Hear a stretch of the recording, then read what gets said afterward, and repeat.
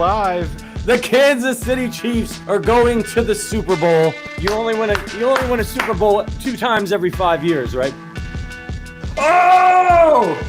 The warm-up act is over. Let's bring in Melissa Etheridge, massive Chiefs fan. Melissa. Super Bowl champion, 2-time Pro Bowler, and Trent Green.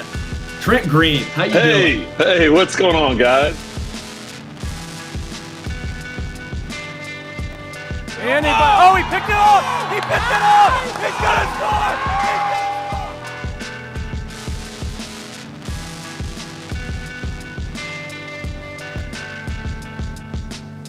And we'll see you next week. But until then, as always, go Chiefs. Welcome into the Arrowhead Addict pregame show. It is the Kansas City Chiefs hosting the Los Angeles Chargers in Arrowhead at a noon kick here in Kansas City. This is the pregame show. We'll be talking about all things leading up to this game, including the key inactives, the weather report, and some of the key stats that are going to go into this game. But before we do that, share this with your friends. Make sure to like and subscribe. Hop into the chat. Let's get some people going in here talking about what is a crucial game for the Kansas City Chiefs. In fact, they're all crucial at this point. So the Chiefs have got a lot of work to do here, and they're going to need some help. But any talk about them getting to the playoffs starts and ends with them winning these next 4 games. So got to start there. We're going to start here with the inactives, and this is a major storyline going into this game, not just for the Chiefs, but for the Chargers as well, too. First off, Hollywood Brown is inactive for personal reasons. He was declared out Friday. Not sure what the story there. Jared Wiley is back to being a healthy scratch now that Noah Gray is back. Trent McDuffie, this is significant. He obviously missed the latter part of the game last week due to a knee injury, and he's out in this game. That will be huge. Elijah Mitchell, his usual healthy scratch. Trey Smith practiced some, wasn't able to give it a go. And Juwan Taylor, the tackle, still inactive, Chiefs right tackle. And Zach Pickens was elevated from the practice squad, but is inactive. So Chiefs offensive line is going to be running left to right. Issa Pole, Kingsley Suamataia, Creed Humphrey, Mike Caliendo, and Jalen Moore. Again, the same offensive line that finished the game last week. So a tough challenge there. And then obviously Trent McDuffie being out is huge. The Chargers' best offensive weapon is Ladd McConkey, who is a wide receiver who can run outside, but a lot of his work he's done in the slot. So that will be a key matchup to look for. On the other side of the ball, the Chargers also have some key inactives. Johnston, who really had a good game against the Chiefs week 1 down in Brazil, he is inactive. Elijah Molden, who is a starting defensive back safety hybrid, he's out. Darius Davis, who's their primary return guy, he is out. Wide receiver, cornerback Nico Reed is inactive. Outside linebacker Kyle Kennard. Trey Pipkins, who's kind of a swing guard tackle for them, he's out. The Chargers will be running out their 20th offensive line combination for this game of the season. And Davion Campbell, the wide receiver, obviously just a depth piece there for the Chargers. As we get into this game, it really comes down to a couple of things. Everything about this game says Chiefs should win, other than the records. The stats say that. The Chargers are a good team, not a great team. The Chiefs, are ahead of them in most stats. Also, just how these games usually go. You have an East Coast team or a West Coast team coming east. So it's like 10 o'clock their body times for this game, 10 or 9 a.m. for their body clock. They played on a short week in overtime, an emotional, physical game against the Eagles.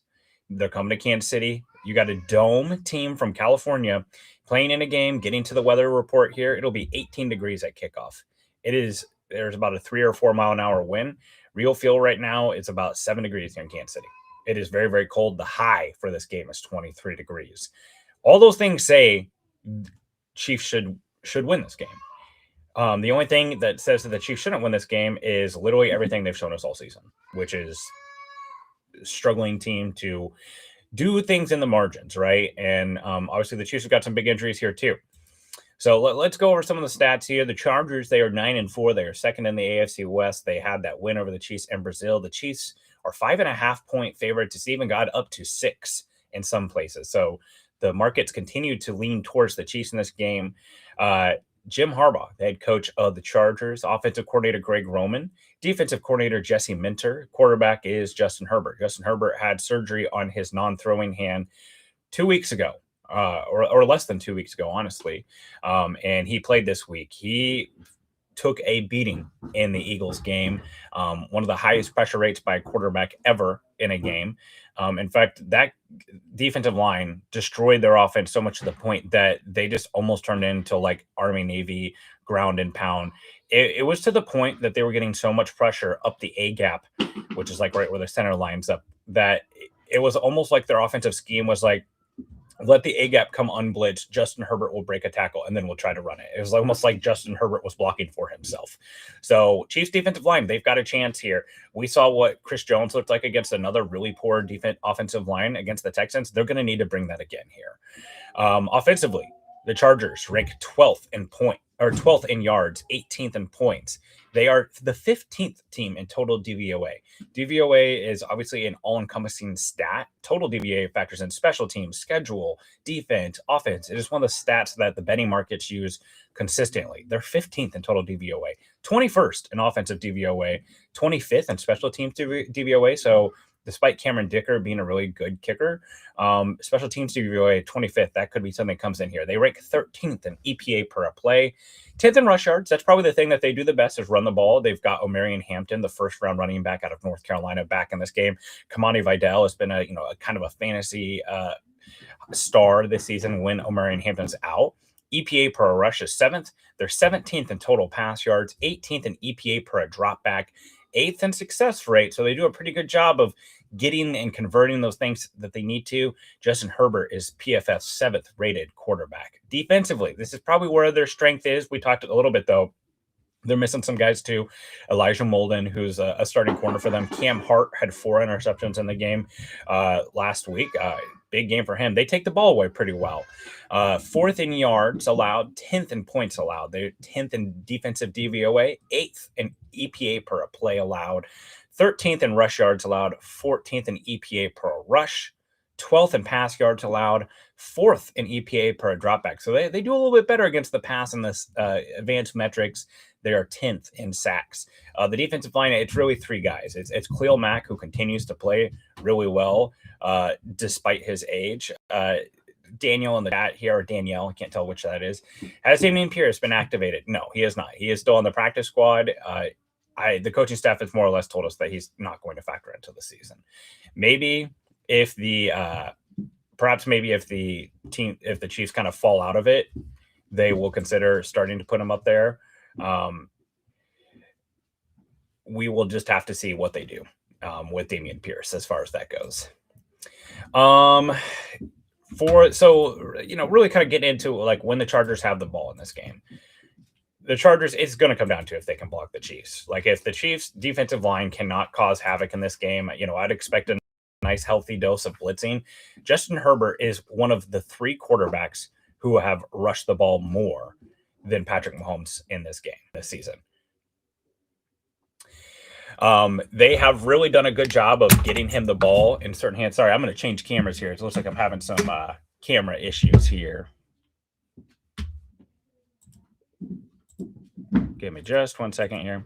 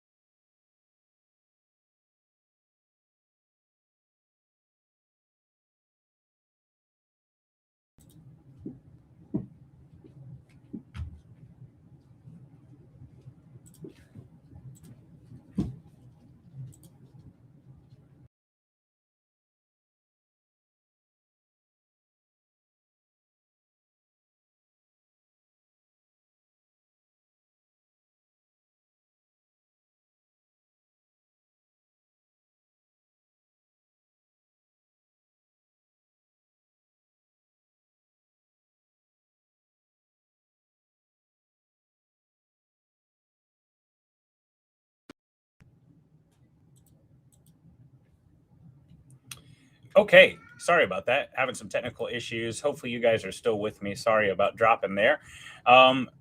Getting back to it, we were talking about just how this game is going to look when the Chargers have the ball, and it really starts square one with being able to pass block and how they can block. They have to think about how they are going to get pressure on Justin Herbert. Do they blitz a lot? Justin Herbert's obviously a very smart quarterback. He knows how to handle the blitz, but they already are allowing pressure at a historic rate here. They're going to be without Quentin Johnston, so the passing offense is going to be Ladd McConkey, it's going to be Keenan Allen, and Oronde Gadsden, the young tight end. Boy, howdy. It is not exciting to think about Ladd McConkey versus Shamari Connor in this game. So expect quite a bit of Noel Williams. I will also mention a name that was missing from the inactive list was Christian Fulton. So Christian Fulton will be active in this game. What about the way he has performed makes you think I want Christian Fulton on the field, right? Like I think that needs to be Noel Williams and it needs to be Jalen Watson. So we will see how they handle that situation. The run game, right? Like we've talked about that the Chargers, they're a good run team, not a great run team, but they're solid. So controlling the run, the Chiefs actually have been one of the better run defenses in the NFL this year. They have handled it pretty well, despite what most people think. So what's the path here for them to have offensive success? How many points do the Chiefs have to get to win this game? Is it 17? It feels like that's possible. They're going to need to be able to do that because Chargers defense is good. Let's get into where the Chiefs rank statistically. They're 6-6. They're third in the AFC West, 7th in yards, 12th in points scored on offense. Total DVOA, again, this all-encompassing metric that factors in special teams, schedule, offense, defense, efficiency. They are 6th while the Chargers are 15th. EPA per play, 6th. Rush yards, they're 18th. 2nd in EPA per rush. Offensive DVOA, they still rank 3rd, with the 3rd most efficient offense in the NFL. They're 4th in pass yards, 8th in EPA per drop back. Patrick Mahomes is Pro Football Focus's number 10th overall quarterback rated. Defensively, Chiefs defense, 9th in yards allowed, 7th in points allowed. So again, the Chargers offense, they cannot block. That's something that should help. DVOA doesn't love them as much defensively. They're 17th. 15th in EPA per play allowed, 7th in rush yards allowed. So again, Chiefs pretty good. 19th in EPA per rush, 12th in pass yards allowed, 16th in EPA per dropback, and a putrid 25th in total sacks. And that's after a game where they got a lot of sacks on CJ Stroud. Controlling Justin Herbert as a scrambler is something else that they are going to have to look at. Like they cannot let him scramble all over the game here. As I said before, he's been running at a really high rate. So the Chiefs, they've got to come up with a plan for Justin Herbert. You saw him seal the game against the Chiefs in Brazil with his feet. They need to be able to do their best to control him on the ground. Chiefs offensively here, they had a really tough test last week. And ironically enough, I thought they had a pretty good, one of the few things that went well scheme-wise was I thought that they had a pretty good plan for the Texans and their pass rush. This offensive line is still going to need help. You know, Issa Pole, it's another week of film for him. How is he going to look when he's going against a team that's got some tape on him? So they'll need to continue to help Issa Pole on the left side. Offensively, you're not going to be without Hollywood Brown. I got to be honest, like I don't think Hollywood Brown's a bad player. I don't think that Hollywood Brown's not good, but I think it might be a slightly better upgrade for them. I think that Mahomes has shown a little bit better chemistry with Tyquan Thornton, and I think Tyquan Thornton brings something against man coverage and going down the field with Tyquan Thornton. So can you get a few deep completions to Tyquan Thornton? Can you get Rashee Rice going? And, you know, Rashee Rice, he's got to catch the ball. Travis Kelce, they got to catch the ball. It starts there. And really, I mean, I hate boiling games down to like, oh, you know, whatever team takes care of the ball and avoids costly penalties probably wins the game. But the Chiefs have shown time and time again that they just cannot execute the things that they need to execute. They can't, you know, against Dallas, they can't stop getting backbreaking penalties that extends drives.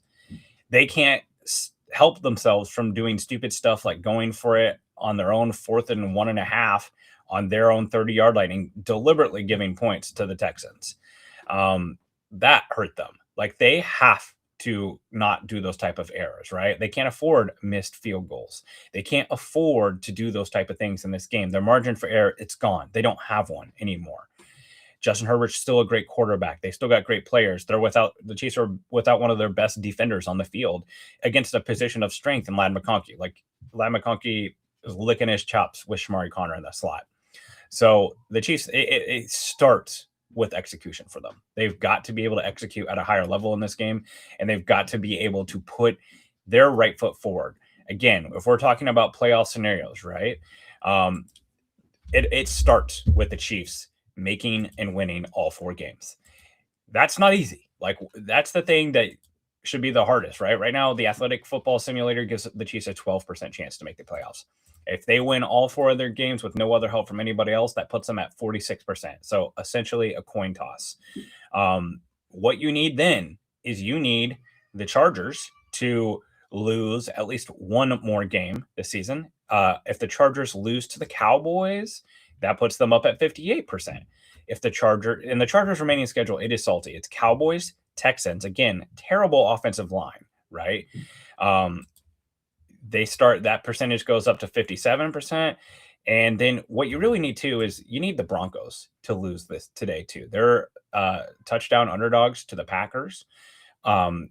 You want the Broncos to be playing for something in week 17, because if they set their starter, or in week 18, because if they set their starters against the Broncos, you could have a situation like what happened to the Bengals last year, where if the Chiefs would have beat the Broncos in week 18 last year, the Bengals would have been in.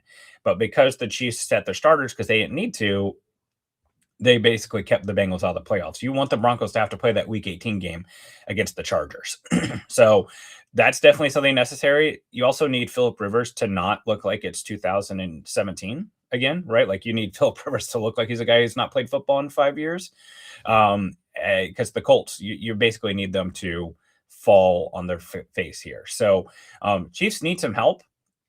Ultimately, I've had so many friends this week ask me, which do you think is better? Is it better for them just to miss the playoffs, to get the draft spot, for them to change, for them to realize what needs to change in this organization? Or is it better for them to make the playoffs here?